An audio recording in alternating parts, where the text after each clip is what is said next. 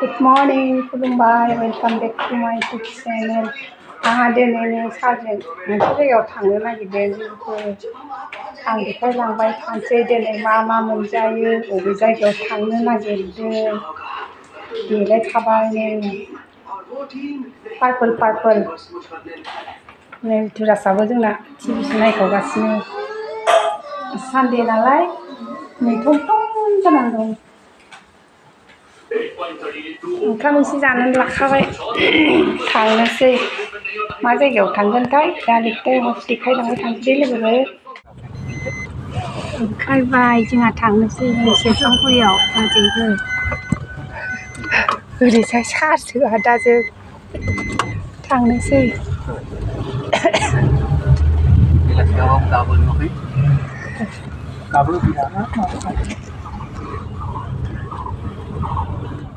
सफैबायमोन आरो सफैनाया नै बे आदै सारमोन फैदों सफैबाय।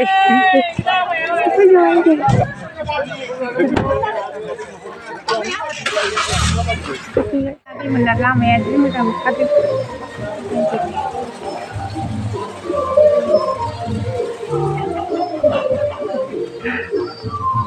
जोबथारालाय मोजां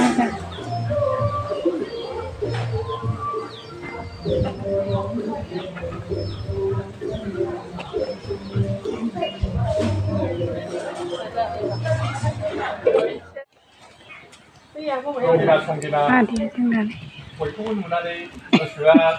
8-10 बोसोरसो खमिफिननाय बायदि मोनबाय। आयमोना बेनोल' जे मोसाहांबाय मोसानायखौ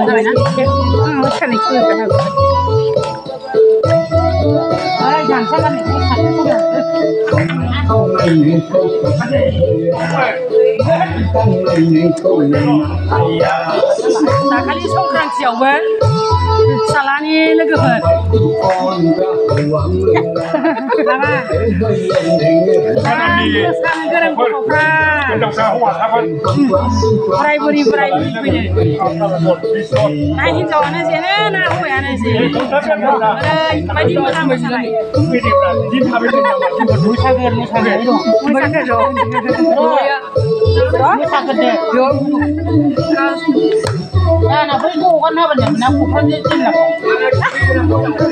नोङो नाम खारिना बुंथारबाय आंहा बे सोरमोन बियो?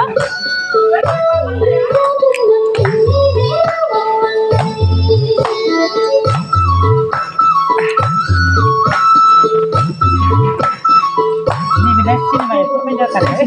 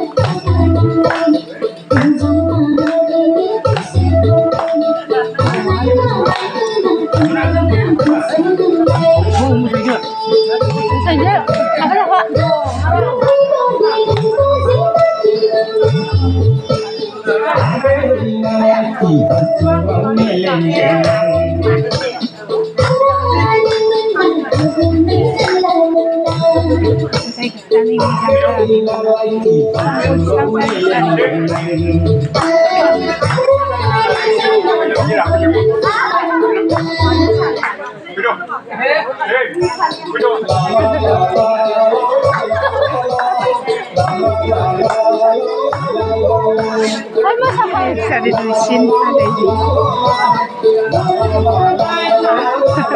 Sama saja nih ada udah.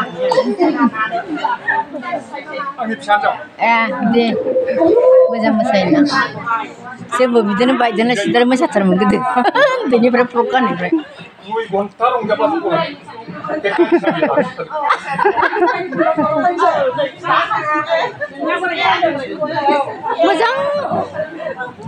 मोजां बाज्ल' खननायखौ नाया दासो जागासिनो नाया दासो जागासिनो नाया सोलायो आं ओंखाम जागोन दा ओरैनो जागा दुन्दिया जेबो गैयासै ओरैनो संख्रि हालदै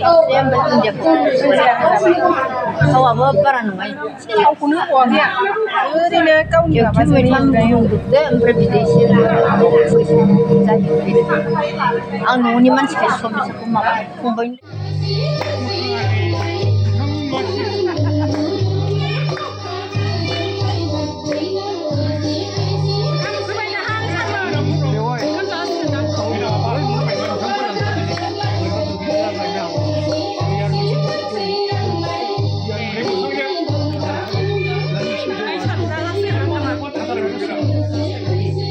हरैसो खारनांगौ मोखां फागुनखौ साजायगोन सोमलि बिबारा बैसागखौ साजायगोन दंफांनि गोरलै बिलाइया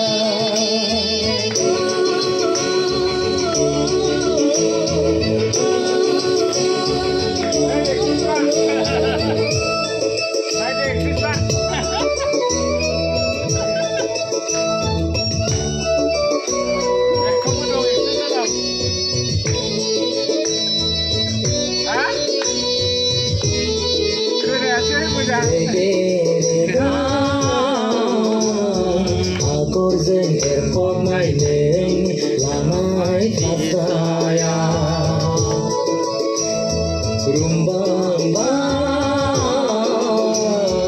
नोंनि खानाय फिथराव लानाय बिबारा बेसेदि मोदान फबा नोंनि महरा बेसे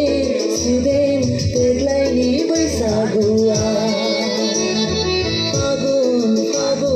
फागुनखौ साजायगोन सोमलि बिबारा बैसागखौ साजायगोन दंफांनि गोरलै बिलाइया फागुनखौ साजायगोन सोमलि बिबारा बैसागखौ साजायगोन दंफांनि गोरलै बिलाइया सना नोंखौ साजायगोन नोंनि रेगां फास्राया सना नोंखौ साजायगोन नोंनि रेगां फास्राया फागुनखौ साजायगोन सोमलि बिबारा बैसागखौ साजायगोन दंफांनि गोरलै बिलाइया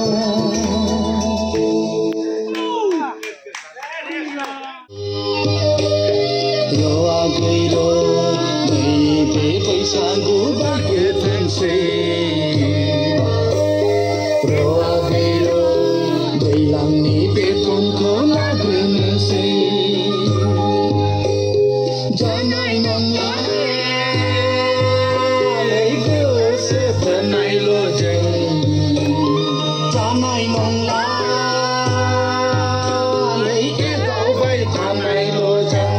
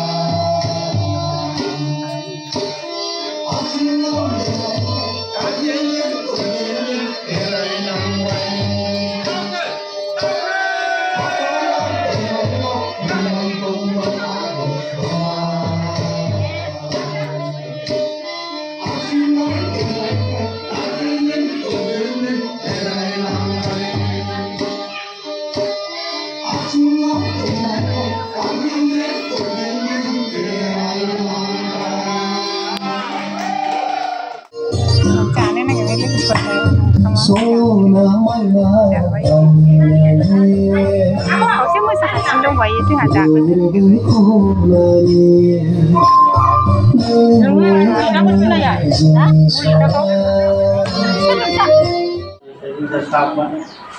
Thằng chỉ là xin जोंहा साबेन सरकाया नैबे जायगायाव माने सेरफांगुरि बायदि जायगा नेपालपारा जोबोद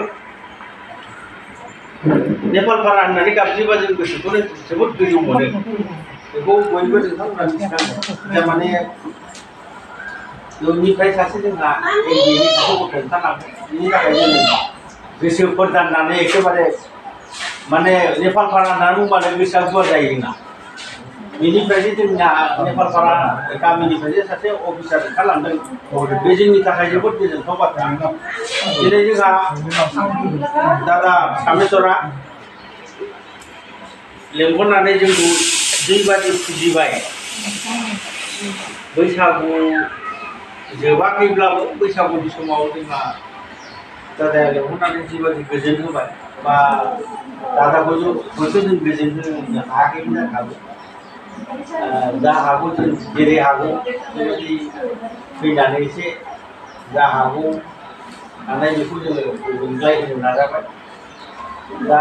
जोबोद साबायखर थाबाय जोंहा दादानिसिम माने गोबां खस्थ' फैनाय जाबाय माने जोंनि एक्स सार्भिसमेननिफ्राय बुंनो थाङोब्ला रावबो बेबायदि लेंहरनानै दिनैसिम गावनि न'खराव लेंहरनानै आगान होफैनानै जों बिथांनि गोसोखौ जेसे हागौ बेखौ जोङो गोजोनग्लाय होनो नाजाबाय एबा बैसागुनि समाव जोङो बे रंजा बाजायै एसे रंजानानैब्लाबो गोसोखौ गोजोनग्लाय होनो नाजाबाय समा बयनाबो बेबायदि थाबाय थाया बोरायनाय लोगो लोगो बा बैसो जानाय लोगो लोगो बयनाबो बेबायदिनो लासै लासै दावथ्रोलाङो बे बयनिबो थाखाय माने बयबो बेबायदि समाव फैगोनखा दा बेखौ नुहुरनानै आं दिनै जोबोद बिथां जोंहा दादा सामेसरखौ आं जोबोद साबायखर होनाय जायो जे बेबायदि रावबो जोंनि गेजेराव बेबायदि अकेसन खालामनानै बेबायदि लेंहरनानै जोंखौ रंजा बाजा होलांगोन बेनि थाखाय जों जोबोद गोजोन आरो जोबोद खुसि आरो दा बेबादिनो खौसेथिखौ लाखिलांनो थाखाय जोङो आं अरायबो जोंनि गेजेराव जायफोरबो बिदा गेदेरमोन आरो फंबायफोरनि गेजेराव फैगौ समाव जाहाथे बेबादि समखौ लाखिलांथों आरो बेबादि समा जालांबाय थाथों सोरबा नङा सोरबा सासेया लाखिलांथों बेबादि लाखिलांनो हानायखौ आं खावलायो आरो फैगौ समाव जोंना जोंनि बे क'क्राझार डिस्ट्रिक्टनि जेसेबां एक्स सार्भिसमेन एस'सिएसन बा जोंनि एक्स सार्भिसमेन रायजोफोर बिसोरो जाहाथे खौसे गोजोन जानानै बिदिनो रंजा खुसियै गावनि फोरबोनि समाव आरो लोगोसे जोंनि एस'सिएसनखौबो मदद होनानै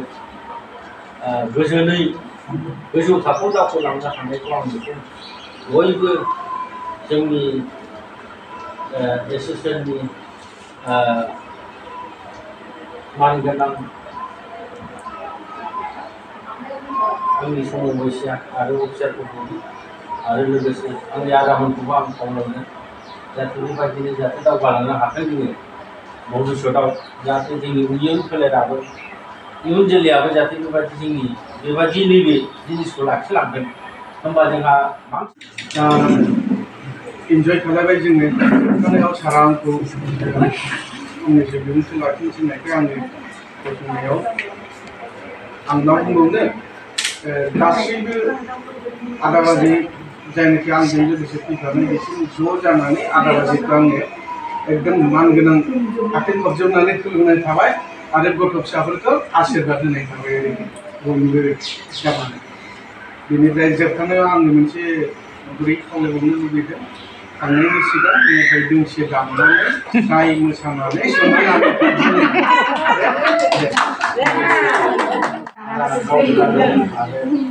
जोंनिनो जिल्ला सैनिकनि माबा सार जों गासिखौबो धन्यबाद होनांगौ सबसे सिगां भगबानखौ होनांगौ जोंदि जोंनो दिनैदि बे मोनसे सम होदों बे भगबाना होदों इसोरखौ जों साबायखर होदों मानसियाथ' खालामाखै जोंनो दि दिनै मोनसे सम होदों बे इसोरा जोंखौ सम होदों आरो बिदि सम होनायनि थाखाय आं सबसे सिगां आफा गसाइखौनो आं धन्यबाद होदों लोगोसे जोंना दि दिनै आदा सामेश्वरा दिनै जोंखौ गावनि न'आव मोनसे बैसागु बोथोराव मोनसे जोंनि सबसे देरसिन बर'फोरनि फेस्टिभेल बैसागु बोथोर बे समाव जोंखौ हांख्रायजानायनि गेजेराव जोंनो केन्सार प्रम'सन अर्गानाइज खालामनांगौ जेरै जोंखौ लानानै फैनायाव जों सारमोनजों मदद सारमोनासो अर्गानाइज खालामो बे गासिबो मोनसे इसोरनि लीला बे अनगायै जों रावबो सफैनाया दिनै बे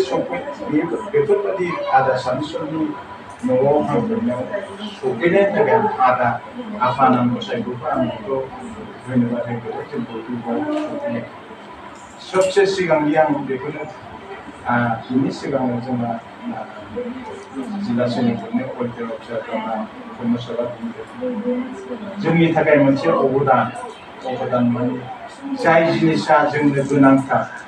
बे जिनिसखौ जोबोदनानै दोननो थाखाय माबा सारा आंनि सिगाङाव बुंबाय थायो सारा बे जिनिसखौ बे जिनिसखौ बेफोरबायदि जिनिसखौ साननानै होनो हानायनि थाखाय हाजार धन्यबाद सारखौ मानो होनबा बे इम्पर्टेन्ट जोंनि थाखाय बे जिनिसासो अमर जोंथ' थैनानै थांगोन खिन्थु आंनि दाखुमेन्टआ मालाबाबो थैनानै थांगोन आं थैगोन आंनि मिसेस थागोन आंनि मिसेस थैबा आंनि फिसा थागोन बेखौ जोख्लोबनानै दोननो थाखाय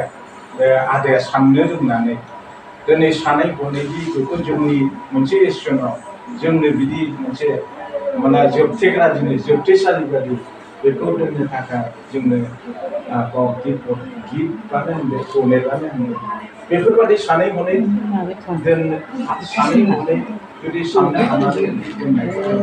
बयनिख्रुइबो सिगांथ' आदाखौ साबायखर होदों आरो बिनि गेजेरावबो दिनै आदाया जोंनो जिरायनो थाखाय आरो जौगा मा गोनां जिनिस बेखौ सानै हनो हानो रोंनाया जों 600 650 700 जन मानसिनि एक्जामनि माबायाव बारा थाया आरो खिन्थु आदाखौ आं खौथि साबायखर होनो सानो बिदि आदाया दिनै बादि गाव सासे राजा मगल बानायनानै थानानै जोंखौ बिदि एसोसिएसनखौ सानबोदों बेखौ आं माबा हाजासे आं साबायखर होनो सानो आंल' नङा आंनि गासिबो एसोसिएसनखौ लानानैबाबो आं बादि जाहाथे माबा आदाखौ साबायखर होयो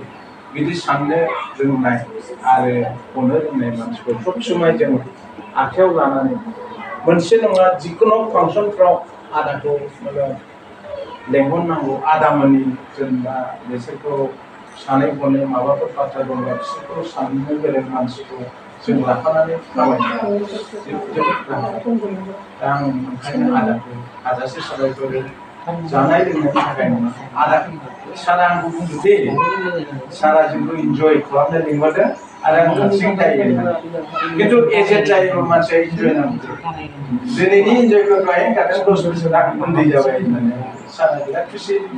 आं सानो बेखौनो आरो दिनै जोंनो बिदि न'खराव फैनानै बिराद खुसि न'खरनि गासिबो जोंखौ जेरैबायदि जों अफार खालामदों गासिबो जोंनि एक्सेप्ट खालामदों जानाय लोंनायखौ सिन्था खालामनाङा दे खिन्थु जों फैनानै मोजाङै बिराद खुसि लोगोसे जोंनि गासिबो रायजो जोंनियाथ' बाजैयाथ' आगु जानाय गासैबो फैनानै जोबोद मोजां बाथ्रा जों बिदि सम मोननाया बिदि इन्जय खालामाबा जों माब्ला आं रियेल बाथ्रा मोनसे बुंगोन दिनै आं जेब्ला गारियाव आदा कलेश्वर बाजै आरो आदा धनन्जय आरो मिसेस लाना फैदोंमोन बियो गावनि फिसालाखौ होनदोंमोन केजुद'खौ नेदोंमोन खिन्थु सारमोनजों मा जाखो कमिउनिकेसन गेप्स जानानै बिनि फिसालाया खारगामियावसो नेफैदों खिन्थु खारगामियाव नेफैबा मोनसे बाथ्राखौ बुंदों दि आरो नोंसोरथ' फौजि मानसि नोंसोरनि माबाफ्रा कमिउनिकेसना थिग जानांगौ जोङो आदामोनजों मा कमिउनिकेसना एकदम बाट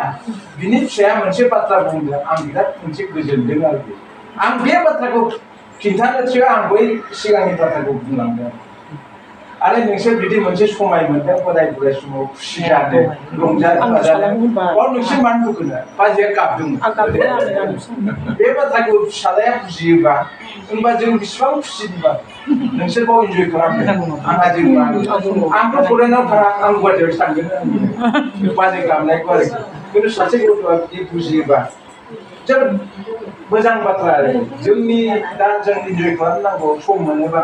सम मोनदों बिदिखौ इन्जय खालामनायाव जोंहा जेबो प्रब्लेम गैया खिन्थु सासे गथ'आ बिमानि मोनसे मोदैखौ बुजिनानै बे बाथ्राखौ बुङो आं बे बाथ्राखौसो आं नैबाव फोरमायनो सानदों आरो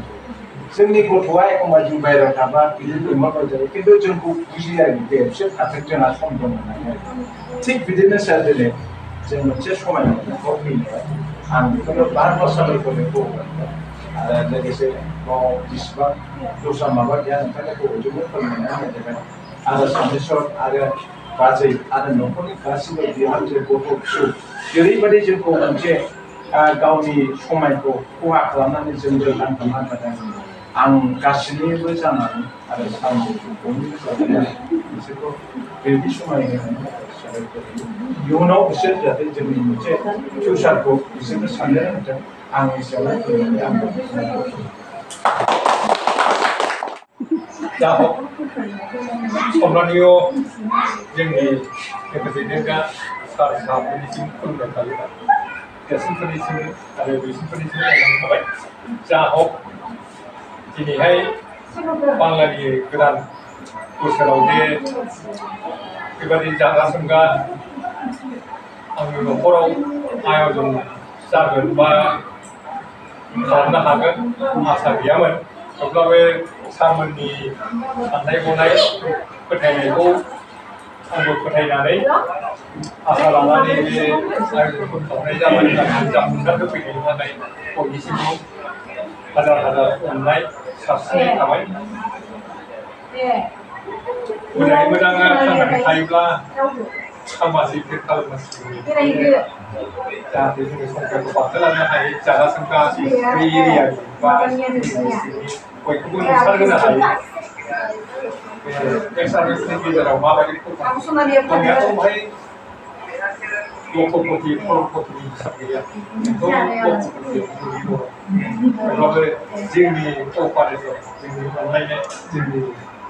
खबर होलायनायखौ जाहाथे जोंनिफ्राय सिभिलियानफ्रा सोलोंनानै लानो हायो बे आंनि उद्देश्य आरो बेखौ रावबो खुंफेरा रावबो माबाफेरा बावथ'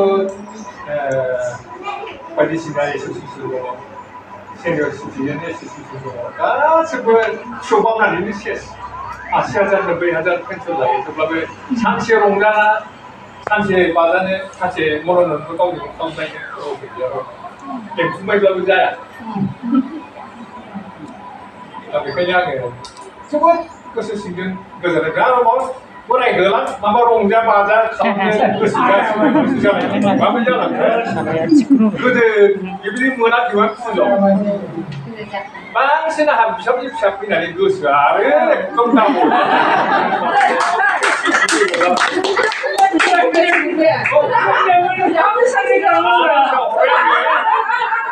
फिसा सानै बायह्रायाव हरबाय सोंबा जाब्लाबो लोङाबो सोंबा सोंबा आरो फिसा हिनजाव मोनबा थांनायावसो एकदम बेबायदि आरो थांनानै थासान्दियाव जाहाथे आङो बेबादिनो रंजा बाजायै थांनो हायो आंनाव गोसोआव आंथ' गस्ला जरासेल'सो गाननानै थांदों मा जा मोनो बेखौ मासावथ' जाया मासिकथ' जाया मासिक मोनबाबो जोङो मासिकखौ जानाय लोंनाय जाया बोसोराव खेबसेखौ जों मानो रंजानो बाजानो हाया बे उद्देश्य आरोखि जा हक बिथांमोनसिम गेदेरमाफोरनिसिम खुलुमनाय आरो उन्दैफोरनिसिम अननाय थाबाय जाहाथे फैगौ बोसोराव बेनिफ्राय साबसिन जागासिम रंजानो हायो जोङो सिभिलियान्सफोरखौ देखायनो हायो जे हारिफ्रा माबायदि कपारेसन बे आंनि उद्देश्य आं एसेखिनिखौ बुंनो Agak sesuai di Hãy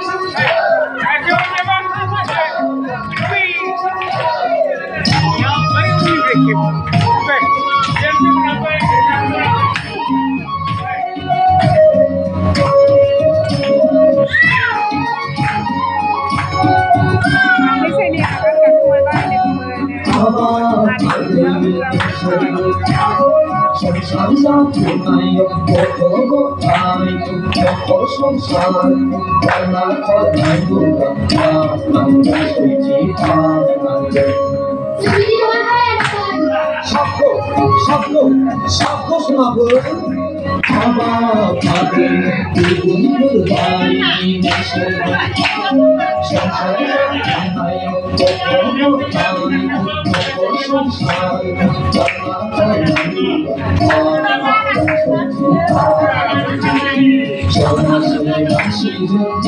cho kênh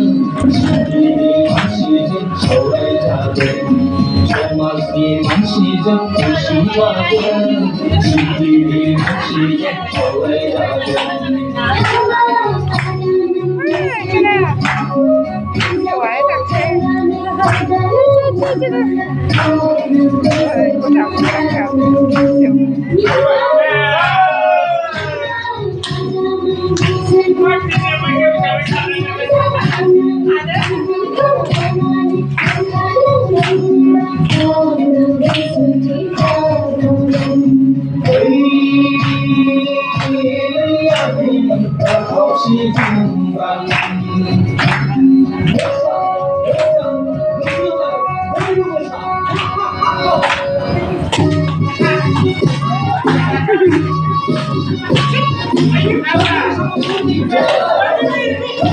hấp dẫn.